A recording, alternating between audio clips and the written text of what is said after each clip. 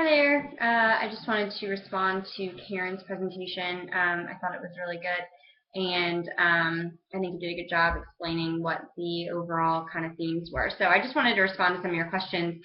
Um, First being how have the colonial colleges survived and endured over this time?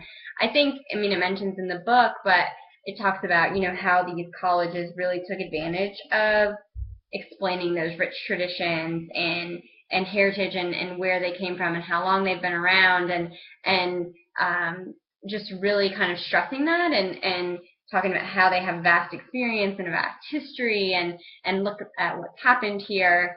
So I think that that's all good and well, but I also wonder how much work those schools now in today's age really have to do to maintain their image. I mean, Ivy Leagues really for a lot of students, especially those up north, I think that those are schools typically that's the first school that they think of.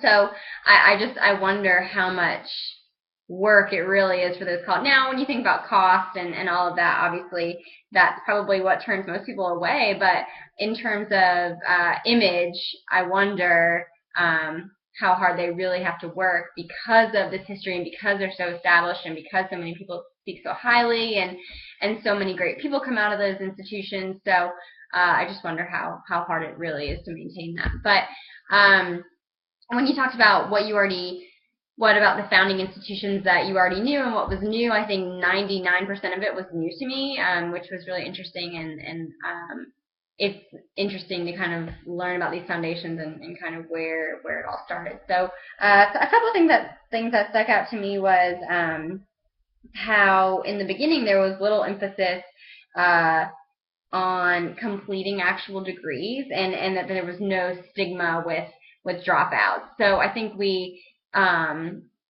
nowadays we hear about how many students aren't finishing college or how it takes them so long to finish or how many are finishing within 4 years or 6 years or whatever. And it's just interesting and going along with that when they talked about that in the reading that during this time going to college was not a prerequisite to practice of a learned profession. So obviously that was a long time ago, but you didn't necessarily have to go to school to be a doctor or practice law, which obviously I don't think should be the case now, but I just, along with that, I think about how much has changed and how now you can't even apply for a job if you don't have a college degree. So, I mean, everything back then was learned through apprenticeship, which, I think maybe that we need more of within our college. It's hard.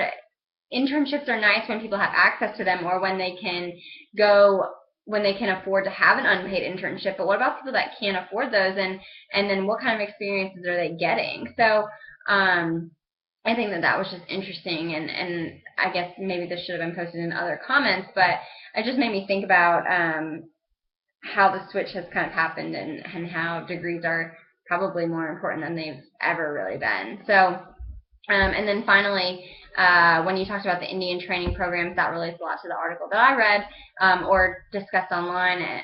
And I wonder if a lot of it was, well, I think some of it was that it was just unknown. American Indians had no idea what this was, or they weren't used to it, and I think another piece of it is relevant and how relevant it is to their everyday lives, or we have to push why.